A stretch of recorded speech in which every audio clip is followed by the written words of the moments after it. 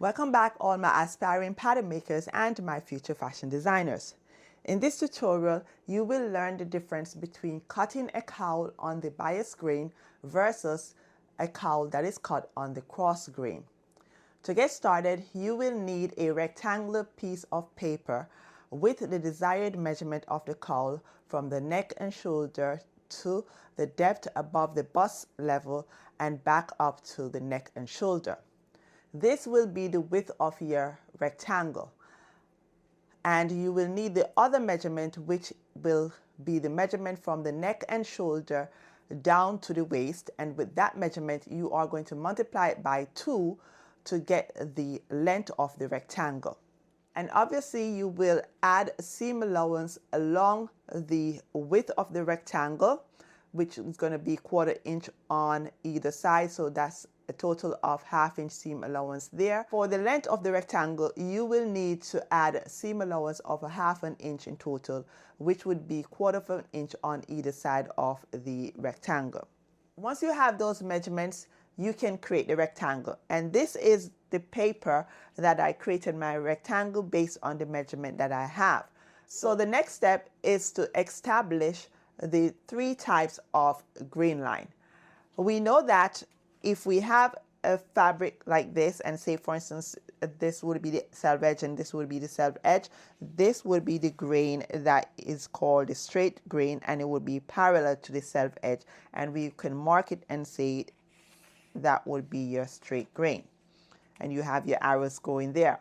Now for the cross grain now, since these 2 ends of the fabric would be your self edge, it would be the grain going across, and you have to make sure that it is perpendicular to the self edge. So this, you will mark it like this as your cross grain. So this would be your cross grain, this would be your straight grain. To form the bias grain, what I suggest for you to do, go to one end of the paper and you can look for a grid of 1 inch by inch and look for the diagonal line there. So this will be your inch by inch right here. And then you would draw your grain line. Or if you don't want to use inch by inch, you can use a 2 by 2, which would be from this end to the 2 inches right here. And make sure it's lining up, and then you mark here as your grain line. So that's one way to create it, because it's going to be diagonal to the self edge. So once you have your 2 by 2 here, the diagonal line here from the edge of the paper, you mark that, and that would be your bias grain.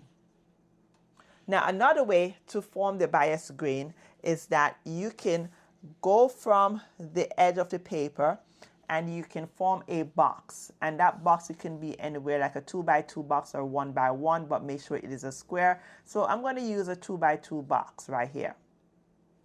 So I'm forming a 2 by 2 box right there, and I am doing this, forming the other 2 sides like this.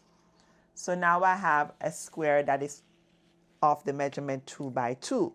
So once you have that square, the next thing that you're going to do, you are going to find the diagonal of that square. So to find the diagonal of this square, you go from one corner of the square to the opposite corner of the square like this, and you can form your bias grain right there, or you can form it over on this side, because this is a 2 by 2 ruler. So this would be your bias grain. This would be another bias grain also. So there are 2 ways that you can form the bias grain. So this is the rectangular piece, and then you would cut this out on the fabric. But if you decide to work with a piece of paper that is half of the rectangle like this, and you can have it like this, you see, there's half of the rectangle because this will be the other half. Then you'd want to cut this on fold, but the fold line would now be here because this would be the other piece coming over. So you need to form this where you're showing that you're going to cut this on fold for the paper.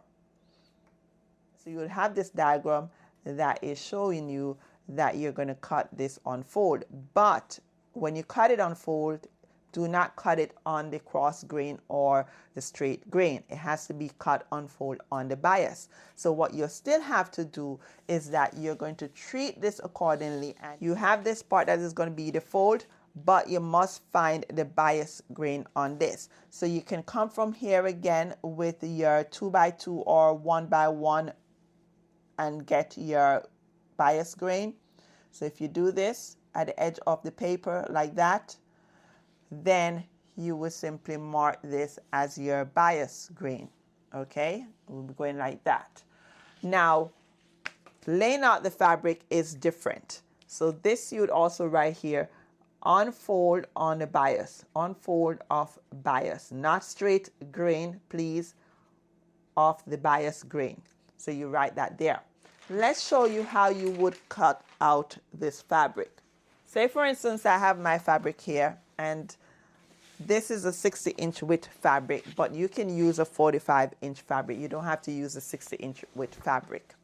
If, for instance, you have your fabric here and you're ready to cut this out, and you would have your rectangle here, which is your pattern, and what you're going to do, you are going to make sure that this line, which is your bias, is going to be parallel to the self edge. So it must be parallel. So you're going to turn the pattern paper until it is parallel to the self edge. But make sure you are coming away from the self edge over here where you have those marks on the end of the self edge, or close to the end I should say, because you don't need to cut that. You must cut away from that.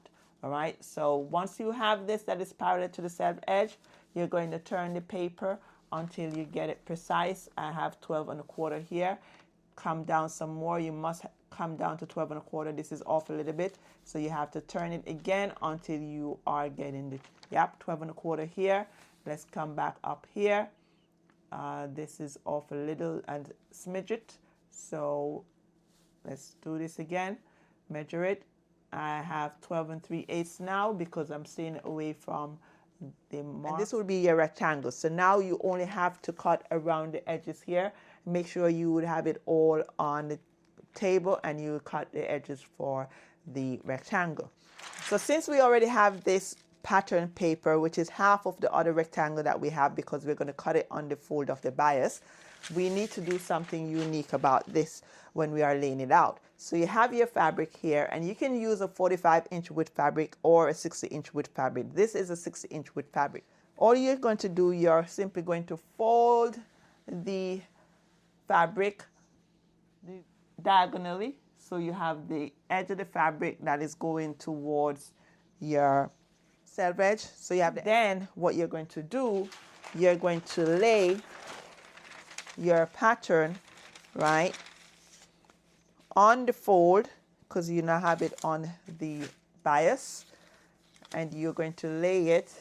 You have to come down away from the self edge a little bit, because you want to make sure that you are not including those holes that are along the self edge, and you place it on the fold of the bias. All right, so you have this. Once you have it on the fold of the bias, you place your weight on here. Okay, and for this, let's move the fabric that is underneath to make sure you are getting it on the fold. Yes, you have it on the fold. So this is what it would look like. Because you formed this grain line, right, that you used, and this is now on the fold of the bias, you'll notice that this line is perpendicular to the self edge, right? And because it is perpendicular to the self edge, that's only on one side of the fabric, but the other side is actually more on the bias. So this is fine. Literally, this would be the cross grain for the underpiece, but in general, this is what we're concentrating on, and that would be the bias for the fabric. You have to think about it. This length right here, and I'm going to show it to you. You have your fabric, right? Look at the corner. For a 2x2 box or a 1x1 box, it doesn't matter. So you have it there where it's lined up. This is the edge. And see, this is now the bias grain right here. And the bias grain, because it's coming like this and it's folded, that is why it's called the bias on the fold. So that's what you have. And then you would go ahead and you would cut this out around all the 3 corners. Remember, this is already on the fold, so you don't need to cut this side. So you're cutting the 3 corners around for your fabric. So once you have that cut out, the next thing that you need to do is to cut the pattern piece for your straps. You simply need a pattern piece of 2 inches by, say, 25 inches long. That is fine. And you would place it on the straight grain of the fabric, or you can place it on the cross grain of the fabric. So it is your choice whether you want it to be on the straight grain or you want it to be on the cross grain, and you cut 4 pieces of this for the straps. In terms of putting this together, you would first sew all the straps together, and then you would attach it to the fabric, which is the rectangle. If you need help on sewing instructions, you can go back and watch this video on how to make a cowl that can be worn in 3 different ways. So once you have done so and you have completed the sewing of the garment, I'm going to show you what it looks like. The first video that I did, this was the piece that I made, and it was cut on the cross grain. This is a fold on the cross grain, and you can literally tell the difference when you look at it. Now this is the first piece. This is a piece that was cut on the bias, and you can see the difference here with the folded area. You can see it's like it wants to give it that stretch look because it's on the bias. So when you put it around, right, like when you even have the cowl like this, see, it tends to drape and you see the fold start creating. But if I do this, and I'm going to show you, you do this, see, it's just flat. You're not seeing a true cowl being formed here. And this is because it's not on the bias. See the difference here, like this, and this is the other difference where it's just going to be taking the shape differently, and this wants to just drape. So notice how the folds are being formed, right, with the gathers for the cowl, right? And on the other piece that was cut cross grain, you're not seeing the fold being formed properly. So that's the difference on the look when you cut a cowl on the bias versus cutting the cowl on the straight grain or the cross grain. So in conclusion, now that you know the proper way to cut a cowl using a rectangle to make this top that can be worn in 3 different ways, and you see the difference when it is on the body, and I hope you will go ahead and try to cut one of these on the bias, and only use the bias when you are making the garment, because it's going to just simply drape better on the body. So when you don't cut it on the bias, you're not going to have a proper draping that is taking place, but when you cut it on the bias, you are going to see a proper draping taking place on the cowl once it is cut on the bias. So if you have not subscribed to my channel, what are you waiting for? Go ahead and hit that subscribe button. And if you like what you see, please go ahead and hit that like button. And don't keep this to yourself. Share it with others around the world so they too can know the proper way of cutting a rectangle to create a cowl. Must be cut on the bias if you want that true bias effect. Otherwise, it's going to look flat and it's not going to be a cowl that is draped properly. Thank you for watching, and see you soon on the next video to come. Bye now.